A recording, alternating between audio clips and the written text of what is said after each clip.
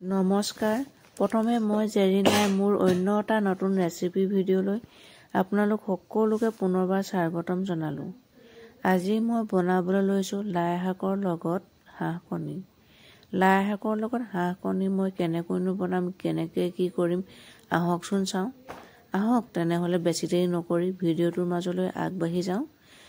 প্ৰথমতে মই এমুঠি লাই শাক লৈ লৈছোঁ। এটা মিডিয়াম চাইজৰ আলু কাটি লৈছোঁ। দুটা মিডিয়াম চাইজৰ পিঁয়াজ কাটি লৈছোঁ। তিনিটা ৰঙা পকা জলকীয়া দুফাল দুফালকৈ কাটি লৈছোঁ। দুটা হাঁহ কণী লৈছোঁ। আধা চামুচ পাঁচফোৰণ লৈছোঁ আৰু এচামুচ জিৰা ধনিয়া পেষ্ট লৈ লৈছোঁ। ইফালে মই এখন কেৰাহীত তেল গৰম কৰি ৰাখিছিলোঁ। তাতে মই অলপ পিঁয়াজ দি দিছোঁ।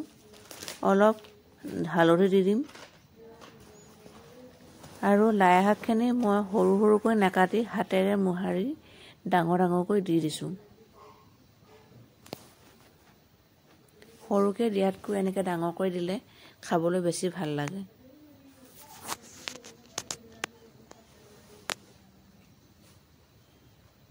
এতিয়া মই ভালকৈ লৰাই দিম আৰু সাঁফৰখন 10 মিনিটৰ কাৰণে গেছৰ ফ্লেমটো হাই কৰি দি থৈ দিম।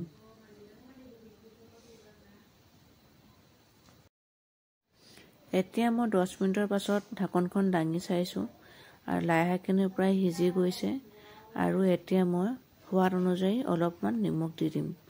নিমখখিনি মই আগতে নাই দিয়া, কাৰণ লাই শাক পনীৰ দিওঁতে কেৰাহীখনত বহুত যেন লাগে। সেই অনুপাতত নিমখ দি দিলে নিমখ চোকা হৈ যোৱাৰ সম্ভাৱনা থাকে।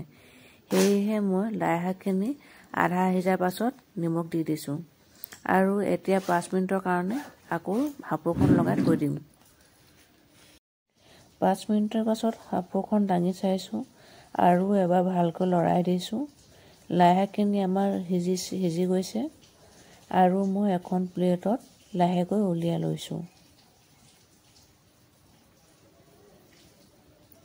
এতিয়া সেই একেখন কেৰাহীতে অকণমান তেল দি দিছোঁ। এচুকুটমান হালধি দিম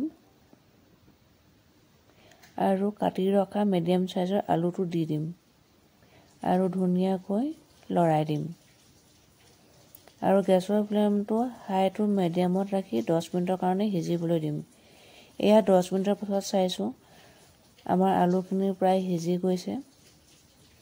এতিয়া আকৌ এবাৰ ভালকৈ লৰাই দিম আৰু আলুখিনি এখন প্লেটত ধুনীয়াকৈ উলিয়াই ল'ম। আপোনালোকেও এনেকৈ এবাৰ ট্ৰাই কৰি চাবচোন, নিশ্চয় ভাল পাব।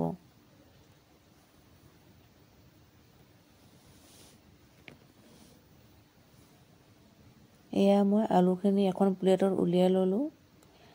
এতিয়া মই আকৌ তেল দি দিম। পাঁচফোৰণ আধা চামুচ দি দিছোঁ আৰু পাঁচফোৰণখন ফুটি অহাত পিঁয়াজ দুটা দি দিছোঁ। পিঁয়াজ দুটা ব্ৰাউন কালাৰ হোৱালৈকে মই ভাজি থাকিম আৰু জিৰা ধনিয়া পেষ্টখিনিও দি দিছোঁ।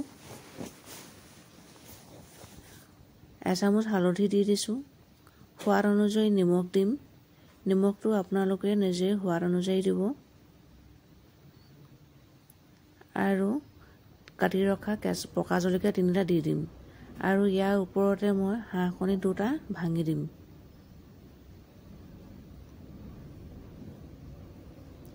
আৰু এবাৰ ভালকৈ মই লৰাই দিম আৰু গেছৰ ফ্লেমটো মিডিয়াম টু ল' কৰি 10 মিনিটৰ কাৰণে ঢাকি থৈ দিম। 10 মিনিট ভজাৰ পাছত মই আলুখিনি দি দিলোঁ।